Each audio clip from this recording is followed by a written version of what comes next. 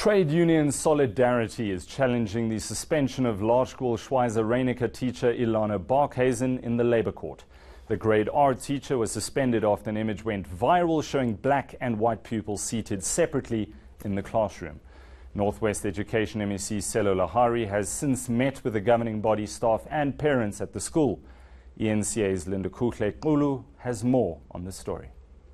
One of the parents, in fact, that is giving us an account that he, in fact, had a son who was schooling here before he brought his grade R school pupil, and that is why he decided to bring the child here. And he's saying that this matter might have just been blown out of proportion by the MEC here in the province, but they're saying that what they would like is to see school getting back to normality, and of course the teacher to come back and teach, because she did not do anything. That is according to Tabiso, who was in fact present at that particular day when the orientation was being done for those grade R pupils. When on the day of our son's first schooling on grade R, we came along and then we were late on that day, and then we find other parents bringing along their kids, and then the kids were already seated at that time.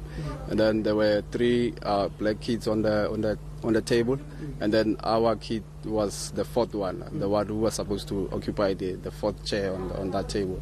And then it happened that way, and then we happened to ask the teacher about the setup, but the teacher just told us no, that was the temporary setting, and then she's going to undo it during the course of the day. But the reason why she did that, it was just to introduce the kids to the like one, you understand, if I can put it so that the kids can be comfortable on their first day at school. So we took it as she explained it, by the way. Yeah. The MEC told us that he's gonna bring along the social workers and then the psychologists just to calm down the kids about the experiences they experienced that day. And then the other thing, they will also be talking to us as parents. But to my knowledge and to my understanding, I think actually the Department of Education has gone too far with this matter.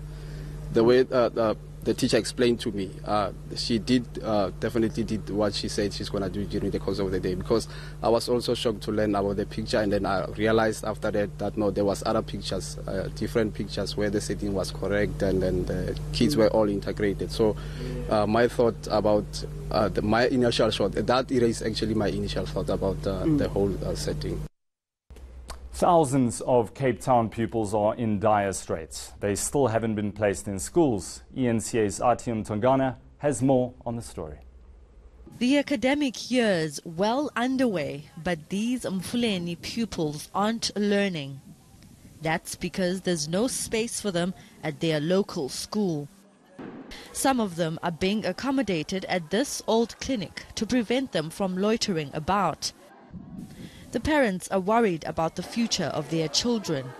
We can't allow any disagreement or differences between us and the department to affect the future and the education of the learners. We cannot do that.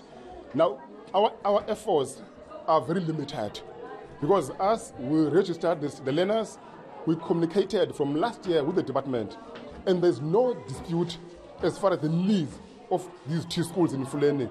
We're in agreement on that there is a need for schools, extra schools in Mfuleni, and the discussion is ongoing. But the issue is the allocation. Others are being placed at this local church. District and infrastructure officials say they are attending to this as a matter of urgency. The Western Cape Education Department's asking the city of Cape Town to release land to build a new primary school. Meanwhile, hundreds at a primary school in Nkanini in Khayelitsha are also being left in the lurch. The remaining parents have been asked to return again next week, Monday. It's only then that they can check whether provision can be made for their children to finally get placements.